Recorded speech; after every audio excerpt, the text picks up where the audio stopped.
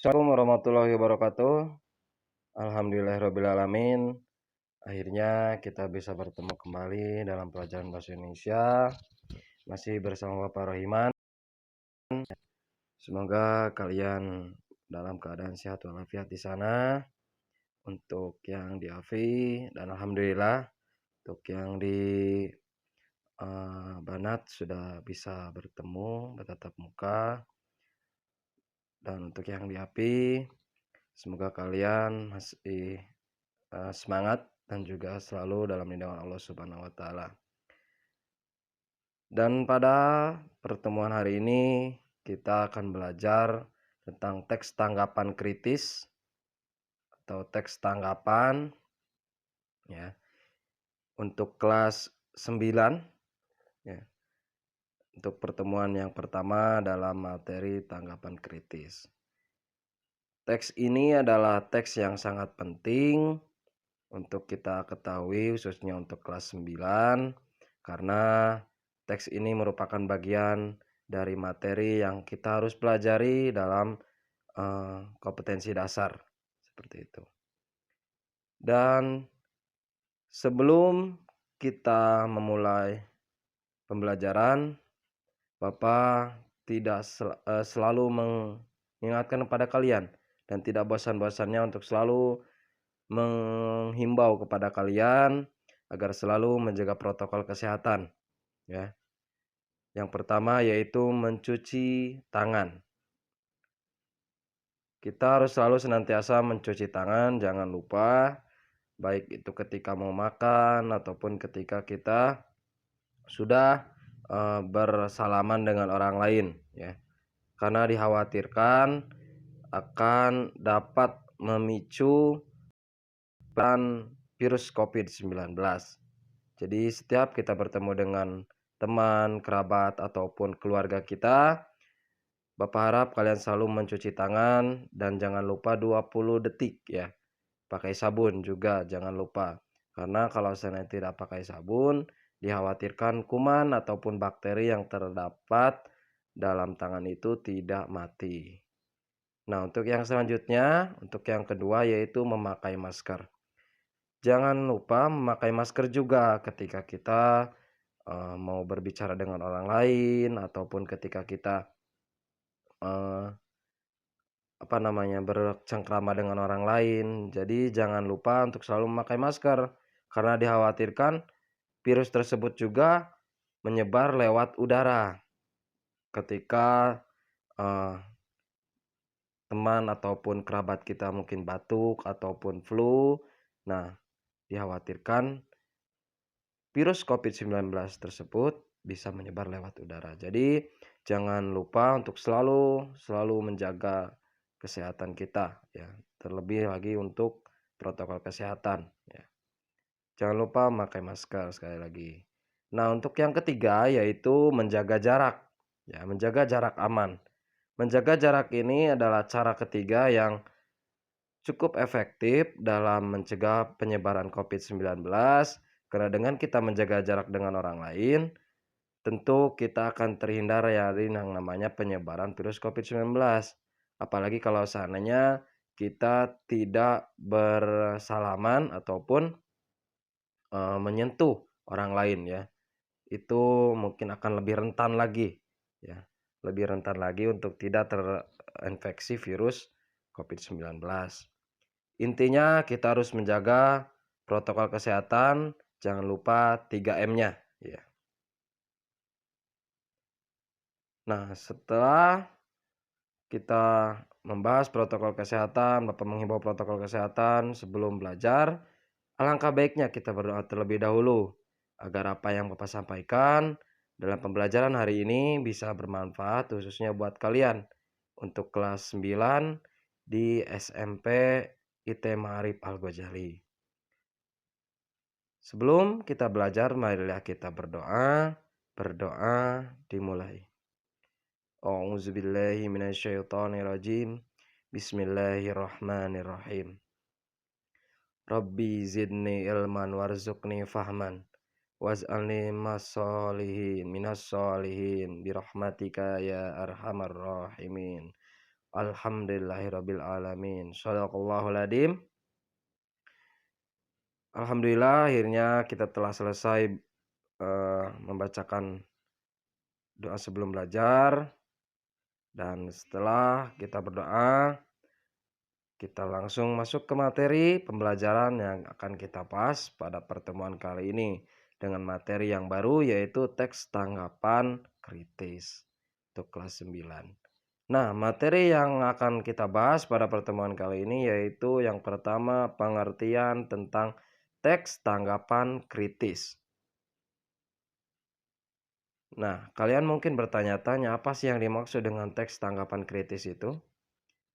Teks tanggapan kritis adalah teks yang berisi kritik tajam terhadap sesuatu yang mengenai kesalahan atau suatu hal yang mengenai kesalahan. Biasanya itu terjadi jika ada suatu debat ya. Orang B memiliki kritik kepada orang A karena apa yang disampaikan kurang pas, ataupun bisa sebaliknya seperti itu ya. Ada pro dan juga kontra seperti itu. Jadi kalau seandainya untuk teks tanggapan kritis itu biasanya diawali dengan suatu permasalahan ya. Yang satu pro dan yang satu kontra seperti itu. Jadi nanti ada teks tanggapan kritis, bagaimana cara kita menyampaikan suatu tanggapan kepada orang lain. Dan kita harus menerima semua tanggapan yang diberikan oleh orang lain ataupun teman ya yang memberikan pendapat.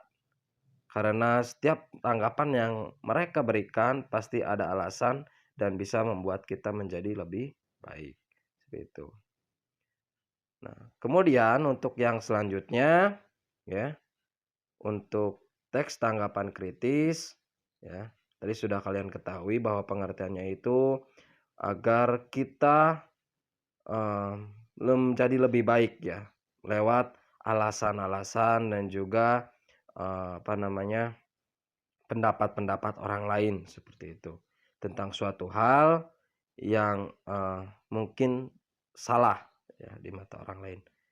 Baik, untuk yang selanjutnya yaitu kita akan mempelajari tentang ciri-ciri teks tanggapan kritis. Mungkin kalian sedikit bertanya-tanya, lalu ciri-cirinya itu seperti apa untuk teks tanggapan kritis? Untuk ciri-ciri teks tanggapan kritis itu yaitu sebagai berikut.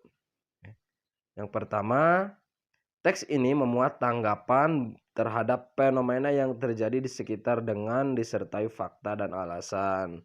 Ya, tentunya berdasarkan masalah tertentu ya. Ada fenomena-fenomena tertentu yang terjadi di sekitar kita, kemudian ditanggapi dengan disertai fakta dan alasannya. Kemudian untuk selanjutnya yaitu mempunyai 3 struktur yang nanti akan dibahas di pertemuan selanjutnya. Ya, ada 3 struktur yaitu evaluasi, deskripsi teks, dan juga penegasan ulang ya. Jadi nanti ada evaluasinya, hal yang dinilai kurang baiknya, kemudian nanti ada alasannya ya. Alasannya itu seperti apa dan diperkuat dengan fakta-fakta yang benar seperti itu. Kemudian nanti ada penegasannya.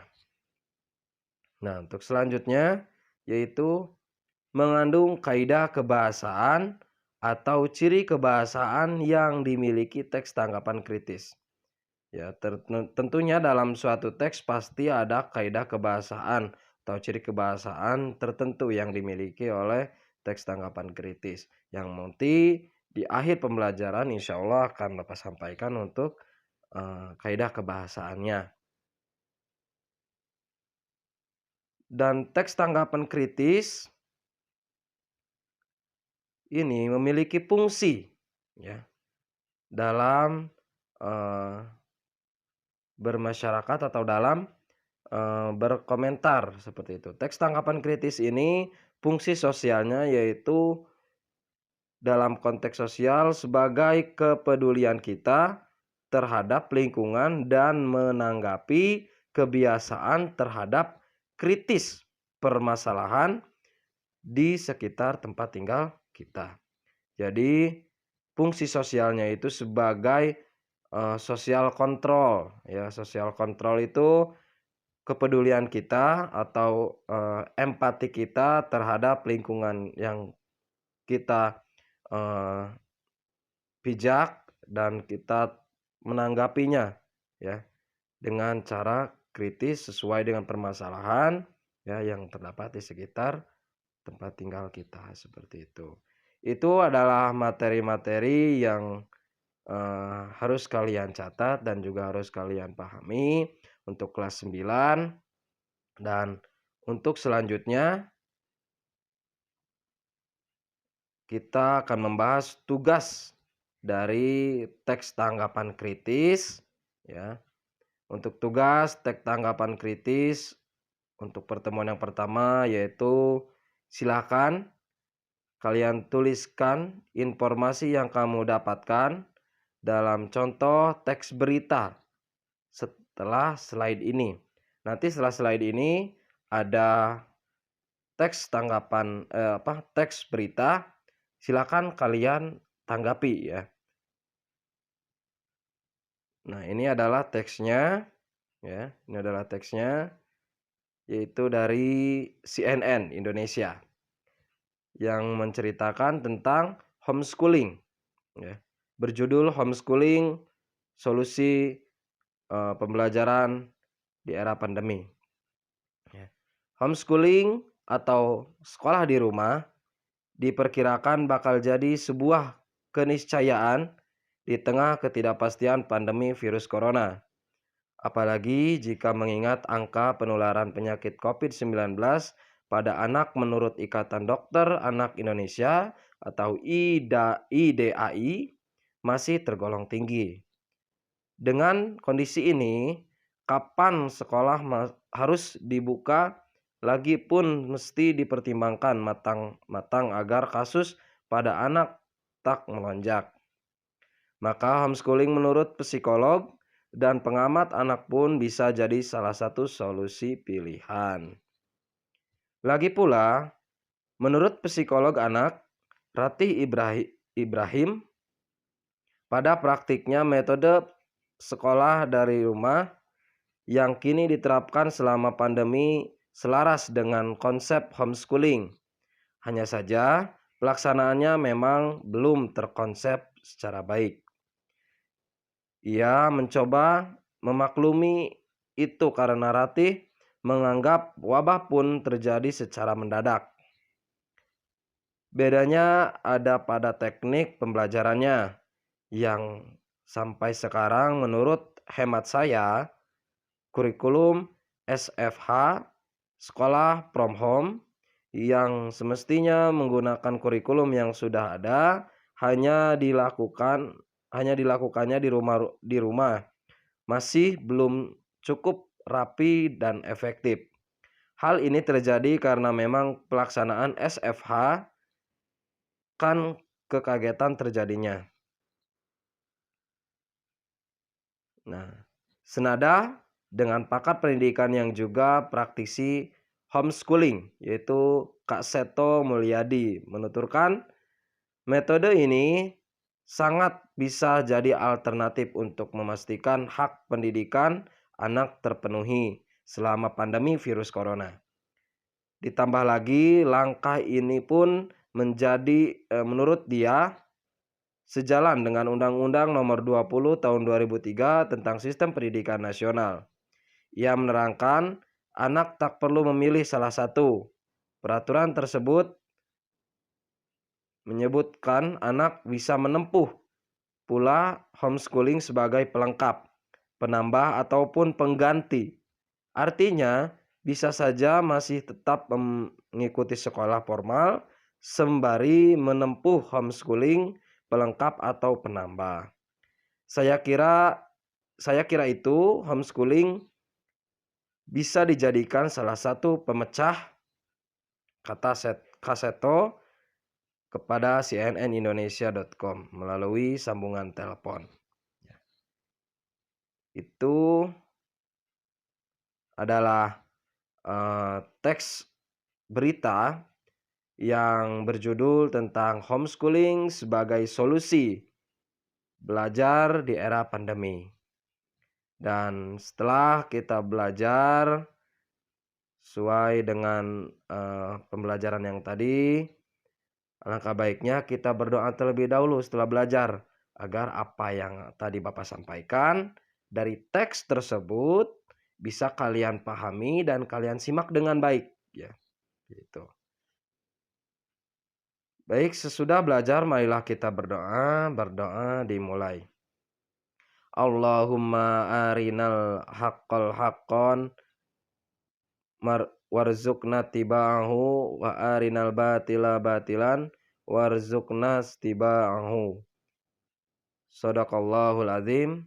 Alhamdulillahirabbil alamin. Untuk pembelajaran bahasa Indonesia kelas 9 telah selesai dilaksanakan dan Bapak harap kalian bisa mengerti tentang materi yang Bapak sampaikan, khususnya untuk siswa yang berada di SMP IT Ma'arif Al-Ghazali. Dan Bapak mohon maaf apabila perkataan Bapak kurang dimengerti oleh kalian, dan silakan nanti kalian pertanyakan apabila ada hal yang kurang dimengerti oleh kalian. Dan Bapak ucapkan sampai jumpa di pertemuan yang selanjutnya. Semoga dapat bertemu di lain kesempatan. Wabillahi taufiq wal hidayah. Wassalamualaikum warahmatullahi wabarakatuh.